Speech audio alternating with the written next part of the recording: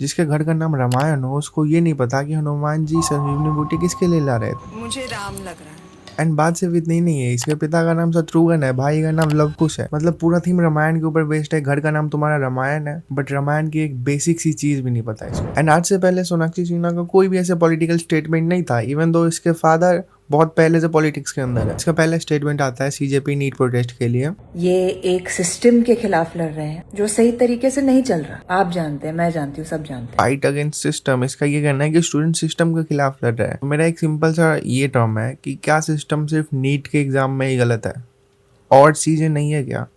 क्या जो another party की रूलिंग गवर्नमेंट है किसी स्टेट में, वहाँ पे कुछ प्रॉब्लम नहीं है? पंजाब की बात कर लो, साउथ स्टेट्स की बात कर लो, इवन तो अभी झारखंड के अंदर क्या हो रहा है सबको पता है, बट किसी का कुछ भी स्टेटमेंट निकल के नहीं आया है। जो मेजर यूट्यूब की मीडिया या फिर क्रिएटर मीडिया सबको कवर कर रही थी सीजेपी नेट प्रोटेस्ट को, वो लोग कहाँ हैं?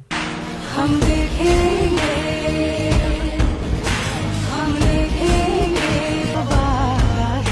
जो लोहे अज़ल में लिखा हम देखेंगे।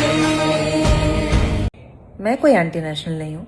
एंटी नेशनल नहीं हूँ मैं। एंटी नेशनल किसको बोला जा रहा था उस प्रोटेस्ट के अंदर, मैंने ब्रीफ किया था इस वीडियो के अंदर, जाके चेक कर लेना, बट एक्सप्लेन करता हूँ मैं कि शायद इस मनूज देश में हमारे लिए भी कोई जगह है। जेएनयू की प्रोफेसर है ये, इसका हर एक स्टेटमेंट एंटी हिंदू होता है। इसका कहना है कि हमारा देश मनहूस है। इन लोगों को एंटी नेशनल बोला जा रहा था, ना कि स्टूडेंट्स को।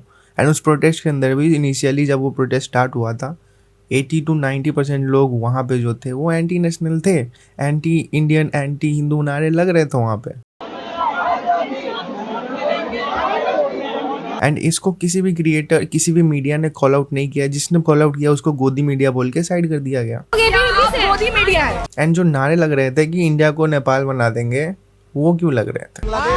नेपाल बनाने में 2 मिनट लगेगा। अगर बात हमारे देश पर आएगी तो मैं दिल्ली को नेपाल बनवाने का नेपाल बना जाएगा। नेपाल बनेगा। मैं तो कह रहा हूँ इंडिया को नेपाल बना देते हैं। जो भी नेपाल के अंदर हुआ इंडिया के अंदर भी होना चाहिए।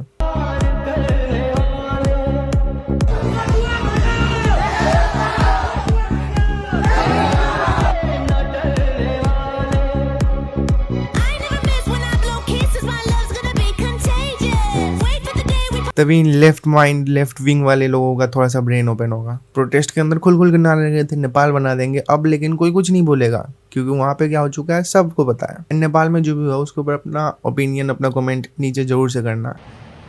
हम सब जानते हैं कि देश का भविष्य उसकी युवा शक्ति है।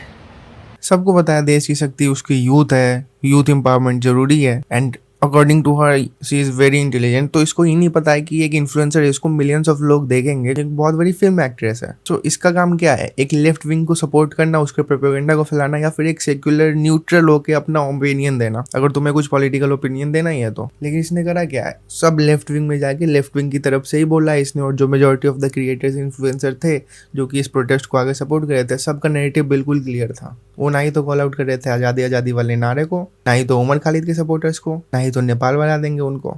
और सबसे ऊपर हमारे देश के साथ हो या फिर लेफ्टिस्ट हो, ये सबको पता है कि कौन है ये, क्या है इसका नैरेटिव। कमेंट सेक्शन इसका जाके चेक कर लेना तुम। एंड ये स्टूडेंट्स की आवाज बन के आ रही थी। तो क्या झारखंड में जो प्रोटेस्ट कर रहे वो स्टूडेंट नहीं है? वो असली स्टूडेंट थे। सीजेपी के जो जंतर मंतर में निशाने लाके बैठे थे जो प्रोटेस्ट करने, कौन थे वो सबको पता है।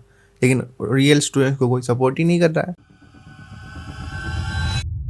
देखो इसका कोई पॉलिटिकल ओपिनियन नहीं था, बट जैसे इसकी शादी होती है, सॉरी निकाह होता है इसका 23 जून 2024 में जहीर इकबाल के साथ, वैसे ही इसका पूरा नैरेटिव एकदम क्लियर हो जाता है कि हाँ मैं अब लेफ्टिस्ट हूँ, मैं लेफ्ट लॉबी को सपोर्ट करूंगी। एंड वो सब चीज आगे दिखती ही है हमें। एंड इस वीडियो के अंदर तुम्हें वो सारी चीजें क्लियर हो जाएंगी। एंड एवरीवन नो, जब से इसका निकाह जहीर इकबाल के साथ हुआ है, इसका नैरेटिव, पॉलिटिकल ओपिनियन कैसे चेंज हुआ है, ये कैसे लेफ्ट लॉबी में जाके बैठ गई है।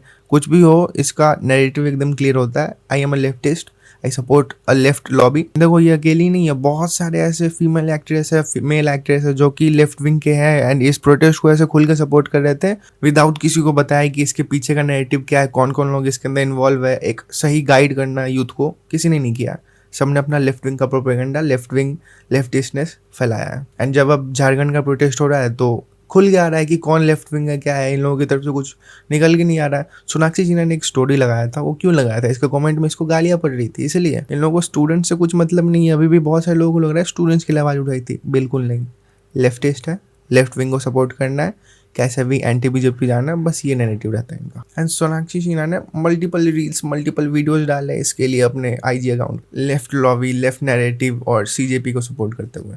अब इसका कोई ऐसा रील नहीं आ रहा झारखंड के प्रोटेस्ट के लिए। स्टूडेंट्स क्या सिर्फ नीट के प्रोटेस्ट पे ही थे? जो झारखंड में प्रोटेस्ट हो रहा है उसमें नहीं है क्या? सिर्फ इतना क्लियर नहीं है किसी के नैरेटिव को समझने का कि वो क्या है, क्या कहना चाहता है, कौन से विंग में है? क्यों अब ये उन इन्फ्लुएंसर्स, उन सेलिब्रिटीज़ को टारगेट नहीं कर रही है, नहीं बोल रही है रील पे आके कि आप झारखंड वाले प्रोटेस्ट को क्यों नहीं सपोर्ट कर रहे हो? क्योंकि तुम्हारे पोस्ट के लिए एस्थेटिक्स मैच नहीं हो रहे? want to talk about it because it doesn't match their aesthetic. कभी कॉल आउट नहीं करेगी। एक स्टोरी लगाया गया है, वो भी हेट मिलने के कारण कमेंट सेक्शन का भर गया था गाली से। Is if you post on social media, the mainstream media is not covering this. It is she knows भाई कि प्रोटेस्ट को या फिर स्टूडेंट्स की आवाज़ को कोई भी मेन स्ट्रीम मीडिया कवर नहीं करेगी। फिर भी इसने एक भी झारखंड के लिए रील नहीं डाली है।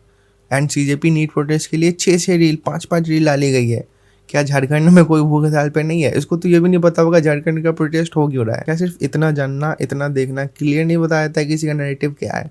ये लेफ्टिस्ट है, न्यूट्रल है, राइट विंग की है, क्लियर है तुम्हारे सामने। Artist bro, but Gen Z is the art. No, you are not an artist. Nepotism की शिकार हो तुम। कोई आर्ट फॉर्म नहीं है इसके अंदर। क्या आर्टिस्ट वाला काम किया? इसका एक्टिंग स्किल देख लो, कुछ भी नहीं है। हेट पड़ती है इसको। अभी भी इसका कमेंट सेक्शन देखोगे जाके, बोलेंगे जीरो एक्टिंग स्किल ही है, कोई ऑडियंस इसको लाइक नहीं करती। इसको लॉन्च सलमान खान ने किया था एंड ये अपने आप को आर्टिस्ट कॉल कर रही है। नेपोटिज्म का जो शिकार होता है ना, परफेक्ट एग्जांपल नेपोटिज्म क्या होता है ये है।